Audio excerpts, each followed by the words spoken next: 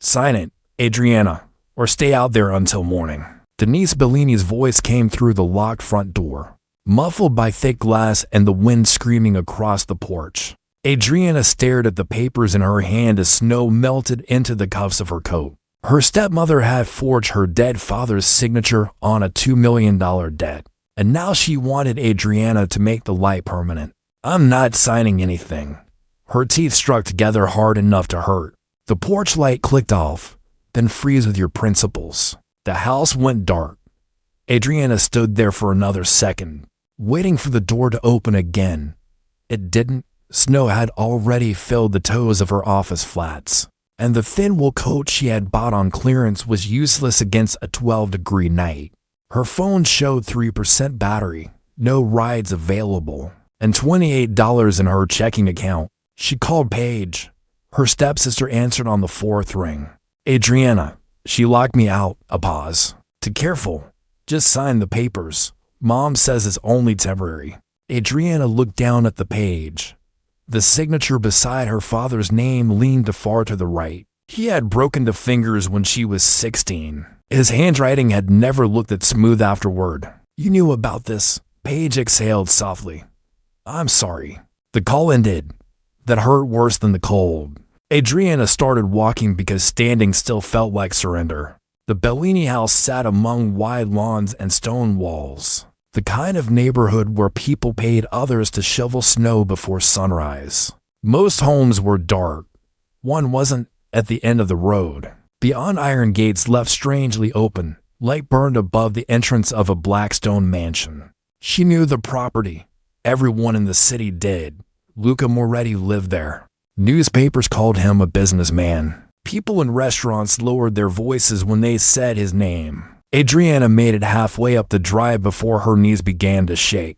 Inside the mansion, Luca sat at the head of a long dining table while 6 members of the Moretti family argued about his future. His black shirt was open at the collar, exposing the charcoal tattoo climbing the left side of his neck. More ink crossed his hands and disappeared beneath his cuffs.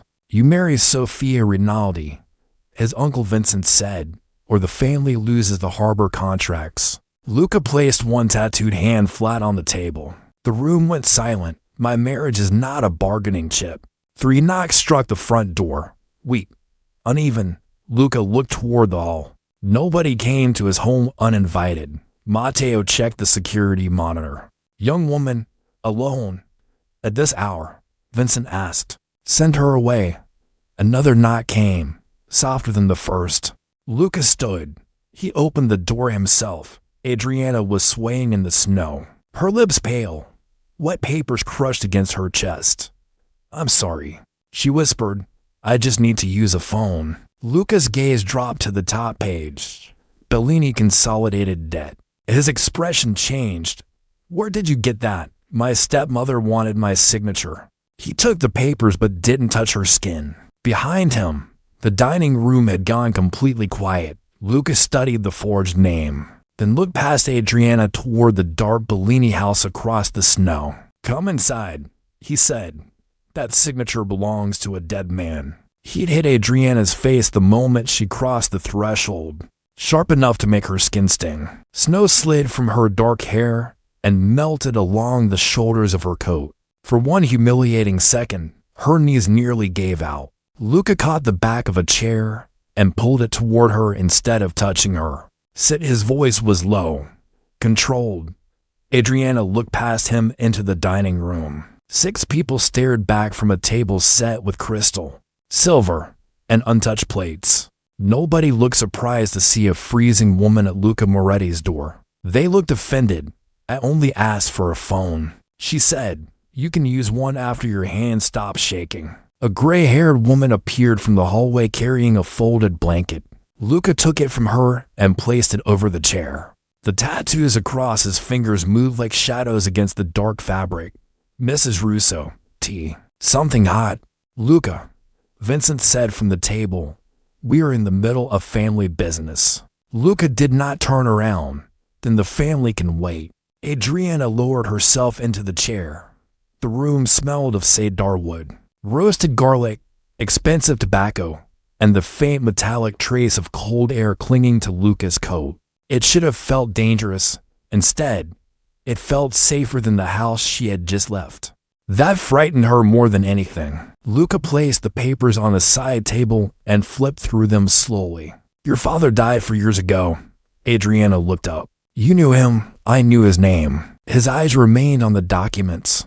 Bellini Logistics handled legitimate freight contracts before the company collapsed. My stepmother said the debt came from unpaid taxes and legal fees. Luca gave a quiet, humorless breath. "Your stepmother lies badly." Mrs. Russo returned with tea and a pair of thick wool socks. Adriana accepted both, embarrassed by how badly she wanted to cry over something as simple as warmth. She wrapped her fingers around the mug. "I am not staying." Luca finally looked at her. His black hair was neatly combed back, but a few strands had fallen loose near his forehead. The charcoal tattoo on the left side of his neck disappeared beneath his open collar. His expression gave nothing away. "Nobody said you were." "Good. You are still not leaving tonight?" Vincent pushed back his chair. "You cannot bring a Bellini into this house because she showed up looking helpless." Adriana's spine stiffened. "I did not ask him to bring me anywhere." Vincent glanced at her wet clothes and worn shoes. "No, you just happened to walk half a mile through a storm and knock on the one door in this neighborhood. That belongs to Luca Moretti." Luca turned then. The softness vanished from his face. "Choose your next sentence carefully, Uncle." The room fell still. Adriana saw it clearly now. He did not need to raise his voice. Power lived in the silence people gave him. Vincent sat back down, but his stare remained fixed on her. Luca picked up the debt papers again. "There are 3 shell companies listed here. One of them was dissolved 8 years ago." Adriana leaned forward despite herself. "Which one?" He showed her the page. She scanned the numbers, then felt the cold return inside her chest. "I have seen this routing code before." "Where?" "At work. On contracts connected to Crowley Holdings." Matteo, the quiet man seated near the end of the table, stopped lifting his wine glass. Luca noticed. "So did Adriana. Gavin Crowley?" Luca asked. She nodded. Her phone suddenly rang on the side table. Paige's name lit the screen. Adriana reached for it, but Luca's hand came down beside the phone. "Not on it before you answer," he said. "Understand something? Crowley has been trying to buy a way into my family for 6 months." Adriana stared at the glowing screen. "And you think I am that way?" "I think somebody wants me to believe you are." The call stopped. A second later, Luca's phone buzzed. He read the message, and the room changed around him. "What is it?" Adriana asked. Luca looked toward the dark windows, then back at her. "Crowley knows you are here." "Do not answer her yet," Luca said. Adriana's thumb hovered over Paige's name until the screen went dark again. The fire snapped behind her, but the warmth no longer reached her skin. Across the dining room, Vincent Moretti watched her as if she had carried the storm inside with her. "Crowley knowing she is here does not prove anything," Matteo said. His voice was calm, but his wine glass remained untouched. Luca looked at him for 1 second too long. "No," he said. "It proves someone talks fast." Adriana set the tea down. Her hands had stopped shaking. "That felt important. Show me the message." Vincent gave a dry laugh. "You think you are entitled to his phone now?" She turned toward him, in the borrowed blanket and wet office clothes. She should have looked small. She did not feel small anymore. "If someone is using my name to reach your family, then yes, I think I am entitled to know how." Luca unlocked his phone and placed it in front of her. The message contained no greeting, just one sentence. "The Bellini girl is not yours to protect." Adriana read it twice. "He talks about people like property." "Crowley talks about everything like property," Luca said. "Land, companies, loyalty." His tattooed fingers rested beside the phone. "Perfectly still. Women." Adriana pushed the message away. "Then he is going to hate me." Something almost changed in Luca's expression. Not a smile, close enough to make her notice. "Mrs. Russo led Adriana to a guest room shortly after midnight, but sleep never came. The bed was too soft, the sheets smelled like clean linen, and every quiet sound in the old house felt deliberate. At 6 in the morning, she gave up and followed the smell of coffee downstairs. Luca was already in the library. His suit jacket hung over a chair, and the sleeves of his black shirt were rolled to his forearms, exposing more charcoal ink along both hands and wrists. 3 folders sat open across the desk. "You do not sleep?" Adriana asked. "Not when strangers know where my guests are." "I am not your guest. You are drinking my coffee." She looked at the mug he had already poured for her. "Black, with 1 packet of sugar beside it. That does not make me a guest. It makes you difficult." You opened the door. "I am beginning to question that decision." His tone was flat, but the corner of his mouth moved. Adriana sat across from him and pulled the nearest folder closer. "Crowley Holdings uses these routing codes through freight vendors. I have seen them at my office." Luca leaned back. "Your company handles his books, only outside audits. We never see the full structure." She studied the pages. Numbers were easier than people. Numbers lied, but they repeated themselves when they did. After 10 minutes, she found the first pattern. Payments had been split into amounts small enough to avoid attention, then sent through 3 companies tied to Bellini Logistics. One had closed before her father died. Another had never owned a truck. "These are not unpaid taxes," she said. "This is laundering disguised as family debt." Luca's eyes sharpened. "Can you prove it? Give me time." Vincent entered without knocking.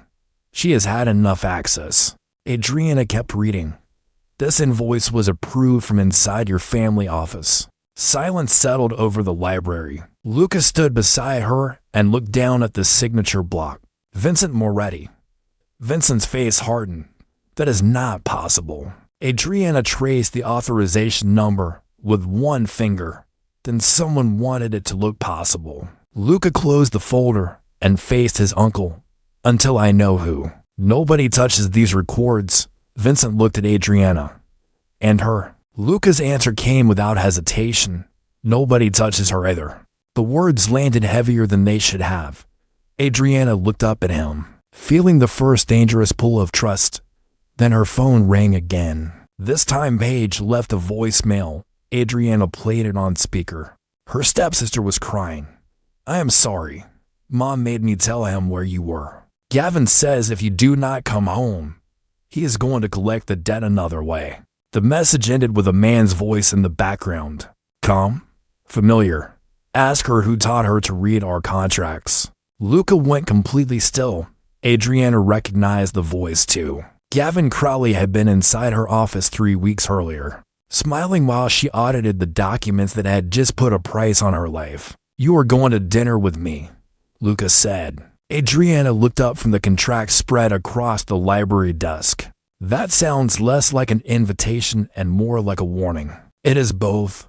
By 7 that evening, the snow had stopped, but the city still looked frozen under the streetlights. Adriana stood at the foot of the Moretti staircase in a dark green dress Mrs. Russo had found in a guest closet. It fit her slim frame cleanly without feeling borrowed. And for the first time since the night before, she did not look like someone who had been thrown out of her own life. Luca came down the stairs in a black suit with the collar open. The charcoal tattoo along the left side of his neck disappeared beneath the fabric, while matching ink covered his hands and fingers. His gaze paused on her, quiet and unreadable. "What?" Adriana asked. "Nothing." "That was not nothing. You look like you belong in a room where people lie for a living." She picked up her coat. "I work in auditing." "I already do." The restaurant occupied the top floor of an old hotel downtown. No sign marked the private entrance. Inside, the air smelled of polished wood, red wine, and expensive tobacco. 12 people sat around a long table beneath low amber lights. Vincent was already there. Matteo sat the seats away, calm as ever. Luca placed Adriana beside him, not at the far end where outsiders usually belonged. The choice was noticed immediately. "This is a family dinner," Vincent said. She found a transaction tied to this family, Luca replied. That earns her a chair. A waiter poured water. Nobody touched it. Questions began politely and turned sharp within minutes. Where did she work? How much did she know? Why had Crowley visited her office? Adriana answered only what she could prove. Then Vincent leaned back and smiled without warmth. So the frozen girl with a calculator is running our books now. Luca's tattooed hand tightened around his glass. But Adriana spoke first. No, I am just wondering why Moretti Imports paid monthly storage fees to East Harbor Freight for 8 years. The room went silent. Vincent's smile disappeared. The company closed. Exactly. Adriana placed a copied invoice on the table. It closed before the payment started. Luca did not look at the page. He looked at Vincent, explain it, before Vincent could answer. The private door is open. Denise Bellini walked in wearing a white coat. Paige beside her, pale and nervous. Gavin Crowley followed them. He was handsome in the polished way that made Adriana trust him even less. There she is, Denise said, my ungrateful daughter. Adriana stood slowly, stepdaughter. Denise ignored the correction and held up another contract. She stole private documents and ran here to avoid a legal debt. Gavin placed the contract in front of Luca. Her signature is on every page. Adriana looked down. It was close enough to fool someone who wanted to believe it. That is not mine. It is, Denise said. You signed it last month. I was in Denver for an audit, Gavin smiled. Convenient. Luca rose. The entire table seemed to shrink around him. She said the signature is false. Gavin's expression cooled. You are risking an agreement between families for a woman you met last night. I am risking nothing. Luca stepped around the table and stood beside Adriana, placing himself between her and the room. She leaves when she chooses. She speaks when she chooses. Nobody here calls her property. Denise laughed once. You do not know what she is. Luca's voice dropped. Neither do you. Gavin leaned forward. Protecting her will cost you the harbor contracts. Luca did not blink. Then I will buy another harbor. Adriana felt every eye turn toward them, under the table. Her hands were cold again. But this time, she was not alone. Then Paige whispered, barely loud enough to hear, Adriana, I am sorry. Gavin's hand closed around the back of her chair. Luca saw it. So did Adriana. And suddenly she understood. Paige had not come to accuse her. She had come because she was afraid to stay away. Paige's chair scraped backward before Gavin could stop her. I did not sign anything, she said, her voice shaking so badly the silverware rattled in the silence. Denise turned on her with a smile that never reached her eyes. Sit down. Paige did not. Adriana watched her stepsister's face and saw the truth in pieces.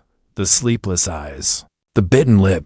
The way she kept one hand closed around her phone like it was the only thing holding her together. How long? Adriana asked. Paige looked at Gavin, then at the floor. 6 months. Denise stood so quickly, her wine spilled across the white tablecloth. She is confused. No, Paige said. I am scared. Luca moved half a step closer to Adriana. He did not touch her, but the tattooed hand at his side curled once, slow and controlled, around the table. The Moretti family had gone quiet in the dangerous way powerful people did. When they realized the evening had stopped being social, Paige swallowed. Mom used my name for loans. Gavin paid them off. Then he said I owed him. Adriana felt something inside her crack. Not because Paige had betrayed her, but because she understood exactly how it had happened. Denise had not just locked one daughter out. She had spent years teaching both of them that love came with paperwork. Gavin leaned back, almost bored. This is family drama. It has nothing to do with the Morettis. You brought it to my table, Luca said. His voice was soft enough to make everyone listen harder. Gavin looked at him. And you made your choice. The next morning, the price arrived. One of Luca's shipping contracts was suspended. 2 business accounts were frozen pending review. A warehouse manager stopped answering calls. Vincent blamed Adriana before breakfast. She walked in carrying Crowley's problem, and now it belongs to us. Adriana stood in the library wearing the same green dress beneath a borrowed cardigan. Her dark hair pulled back, her face pale but steady. It belonged to you before I got here. I just found the invoice. Vincent pointed toward the door. Then leave. Luca stepped between them. The charcoal ink along his neck showed above his open collar, and the tattoos on his hands looked darker against the white contract he held. She stays. You are gambling the family on a stranger. No, I am cleaning up something this family ignored.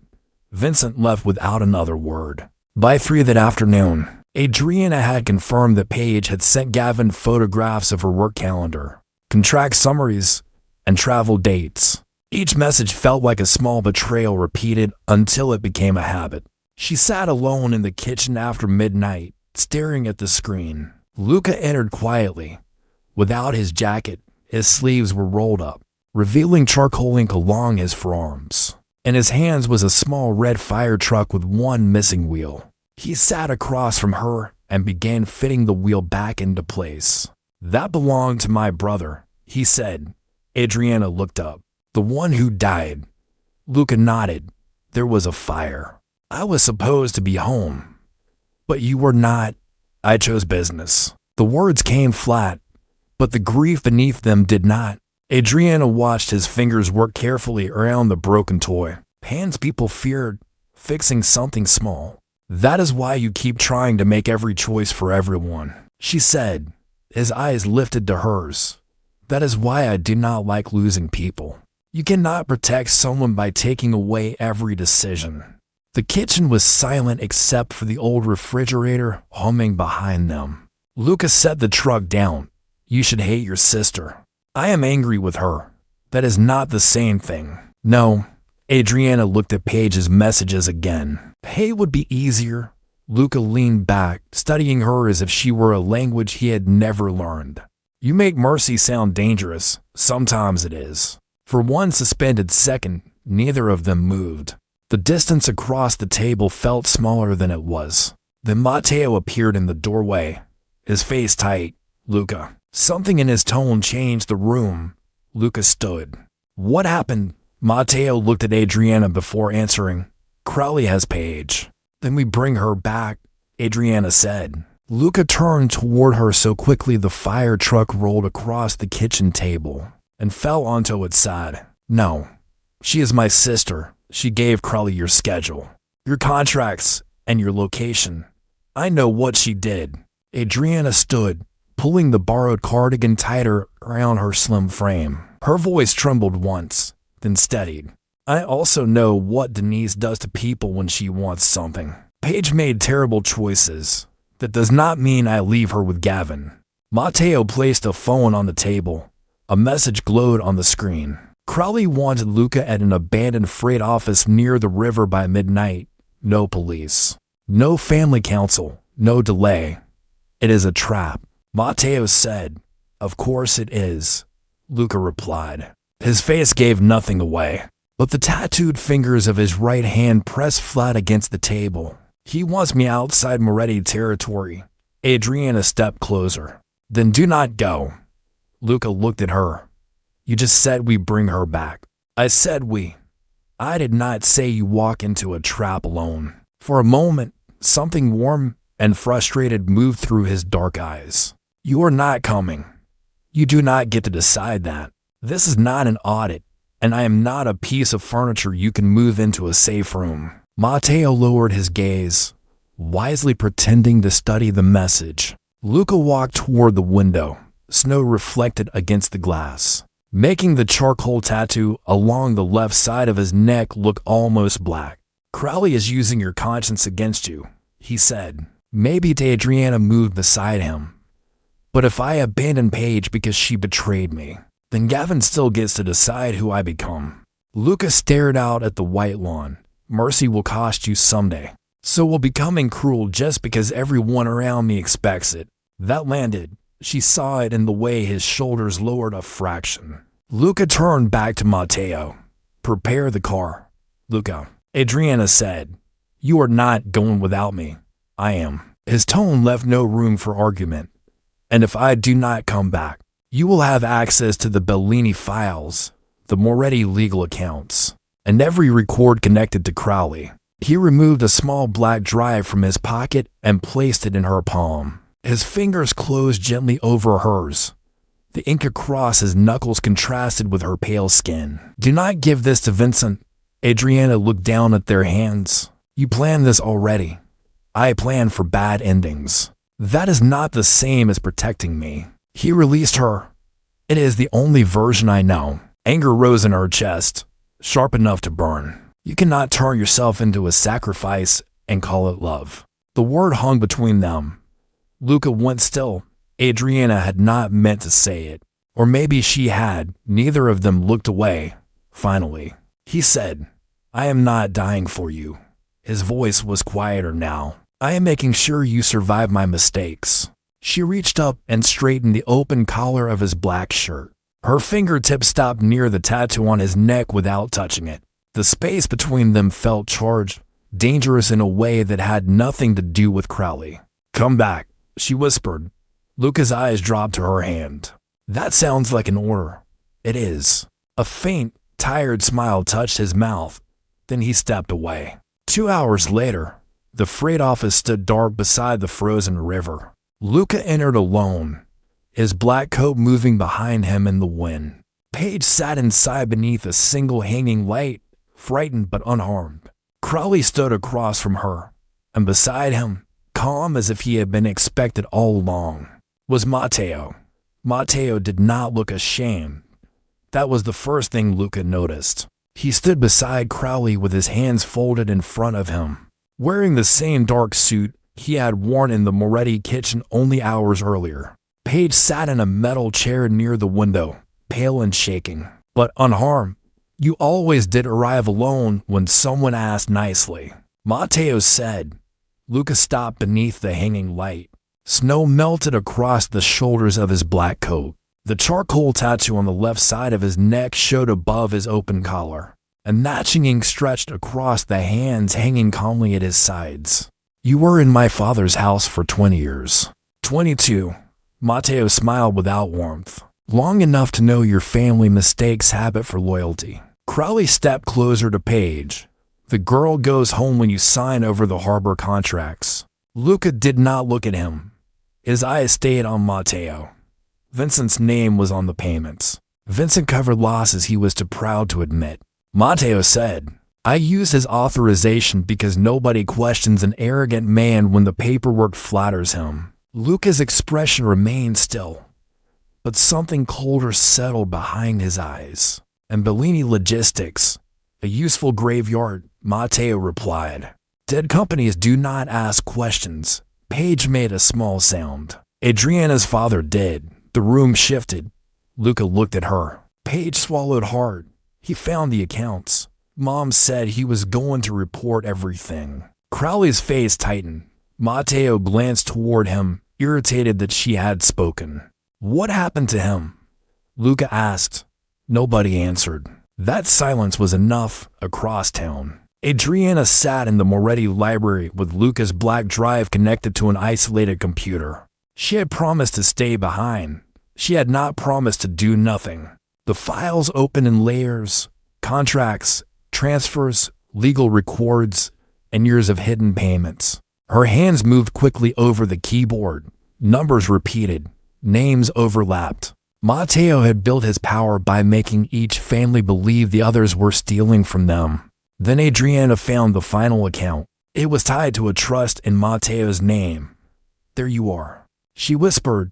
She sent the evidence to Moretti Council, the family auditors, and every voting member of the council. Then she froze the disputed corporate funds through emergency legal holds, already built into Luca's compliance system. She did not need to understand the criminal world. She only needed to understand where its lies touched legitimate money. Back at the freight office, Crowley's phone began ringing, then Matteo's. Neither man answered. A second phone buzzed, then a third. Matteo finally checked the screen, and for the first time that night, his calm disappeared. What did you do? He asked Luca. Luca looked at the message on his own phone. Funds suspended. Counsel notified. Evidence secured. He knew immediately who had done it. I opened a door, he said. Crowley stepped away from Paige. This changes nothing. It changes everything, Matteo snapped. His voice cracked with panic. Luca moved toward Paige, slow and deliberate. Crowley did not stop him. Without access to the money, neither man had the power he had walked in with. Luca untied Paige's hands and helped her stand. Adriana sent you, did she not? Paige whispered. No, Luca said. She sent the truth. By sunrise, the Moretti council had gathered in the family dining room. Matteo stood at the far end of the table, stripped of his title and surrounded by the people he had deceived. Adriana entered beside Luca wearing a simple black dress Mrs. Russo had found for her. She looked composed, but her pulse jumped when Luca placed one tattooed hand against the back of her chair. Not possessive, steadying. Vincent stared at the documents before him. You expect us to accept the word of an outsider. Adriana met his eyes. Do not accept my word. Accept the bank records, the false invoices, and your own authorization codes. Luca looked around the table. She speaks. Nobody interrupted her after that. Adriana explained every payment, every forged signature, and every lie that had turned the families against each other. When she finished, the room remained silent. Vincent finally pushed back his chair. Matteo is finished. But this does not solve your larger problem. Luca's hand stayed near Adriana's shoulder. Which problem is that? Vincent looked directly at her. The council will allow you to remain head of this family on one condition. Adriana felt Luca go still beside her. Vincent's voice was flat. You cut all ties with the Bellini woman before sunset. The room held its breath. But Luca did not. He removed his hand from the back of Adriana's chair and walked to the head of the table. Every eye followed him. The charcoal tattoo along the left side of his neck disappeared beneath the open collar of his black shirt, while the ink across his hands looked almost blue under the cold morning light.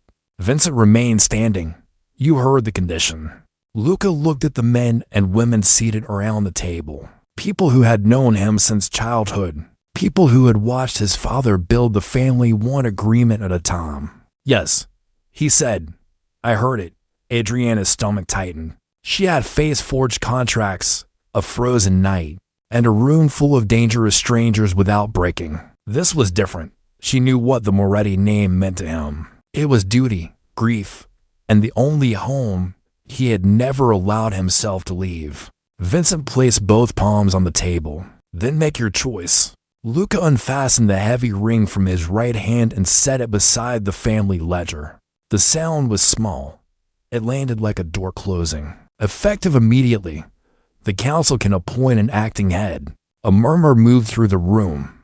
Vincent's face hardened. Do not be dramatic. You gave me the options. Luca's voice remained calm.